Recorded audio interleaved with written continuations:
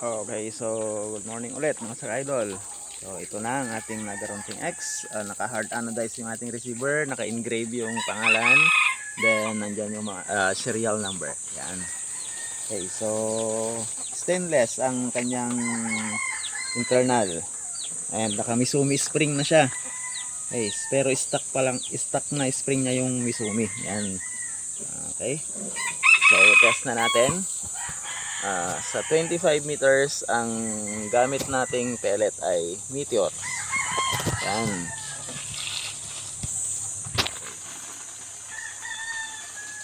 Okay.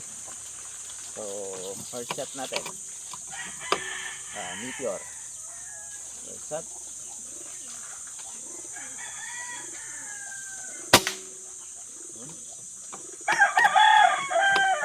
Abusin natin yung karga ng magazine. Second shot.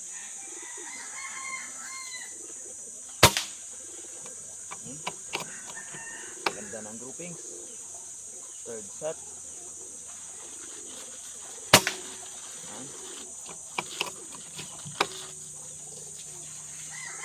Okay, pang-apat. Halos dikit-dikit. Pang-lima.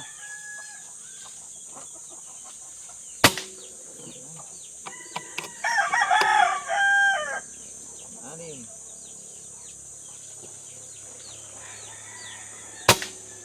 Yun. So walang cut mga Sir Idol. Tignan natin. Ay, ito yung order ni Sir Jomar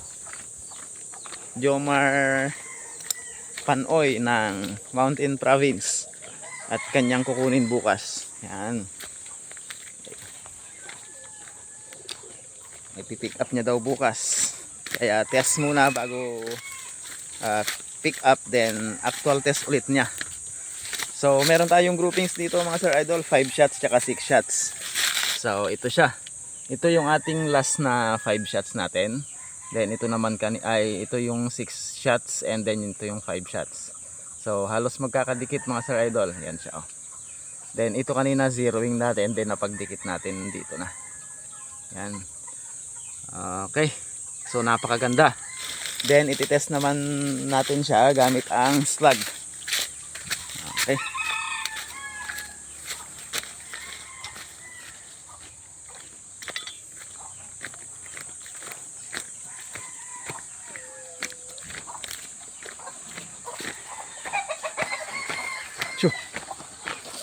So ang kasamang pala mga Sir Idol, kapag pellet yung gagamitin, syempre meron tayong 13 rounds magazine. At kapag slug naman yung gagamitin natin, meron tayong double pellet tray na aluminum. So ito, so walang problema kung slug yung gagamitin. Parang nakamagazine na rin tayo, yun nga lang dalawa yung kanyang pwedeng ikarga magkabilaan. And so easy reloading. Ito siya mga Sir Idol. Lagay lang natin dito sa ating receiver. Yan. Then ang gamit natin ay slug. Slug ang gamit natin. 24 grains 218 ang size. Yan. Okay, balaan lang natin. Then, kabilaan lang yan. Then, so may load na siya. Yan. At ilipat natin yung ating target sa 35 meters kasi slug yung gagamitin natin. Yan. Medyo marami ng putok dun sa karton. Pero makikita naman natin yung tama ng slug. Yan. First shot natin sa slug. Tignan natin kung bababa yung tama. Yun. Okay. Then second shot.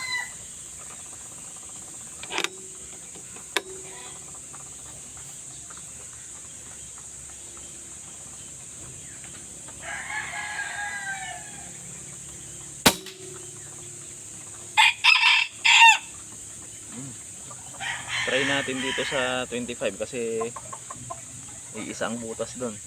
Yan, tignan natin dito.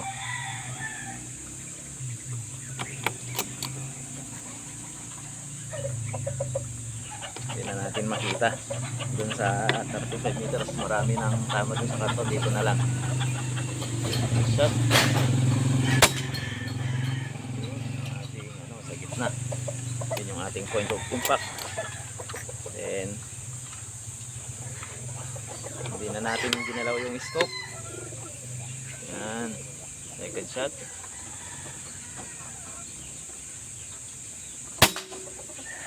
Yan.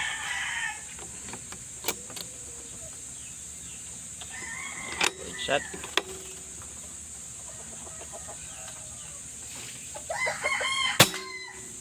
Isang butas mga sir idol.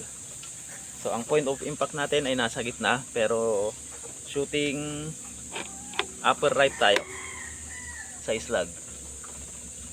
So ito siya. Last shot.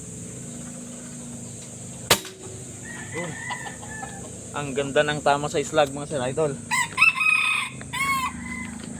Parang same lang din sila sa pellet. Ayan. Okay. Oo.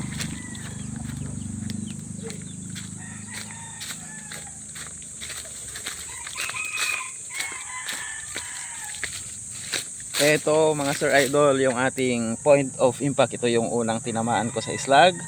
Then 3 shots dito. Yan. So slug yan mga sir idol ha. Slug. So ito yung point of impact natin kasi ito yung unang tinamaan natin. Hindi na tayo gumalaw sa scope natin. So ito naman yung tinatamaan natin sa slug. Yan, walang cut ang video natin mga sir idol. So napakagandang tumama. Stock power pa lang yan, pero built-in power plenum. Yan. Napaka-solid. So upload natin yung video. Yan. Okay, so Naga-Runting X. Caliber 22 regulated. Ready na Sir Jomar Panoy. Pwede mo nang kunin ang iyong pina-reserve na unit. Complete set with scope tsaka yung hand pump. At syempre dalawa yung ating isasamang pellet tray. So isa para sa slug, then isa naman yung para sa pellet magazine. Okay. So meteor pa lang tsaka slug na 24 grain ang gamit natin. So ito siya. Stock power. Nakaubos tayo ng halos isang magazine, tapos 6 na slug ata. So yan yung natira. Okay, matipid din.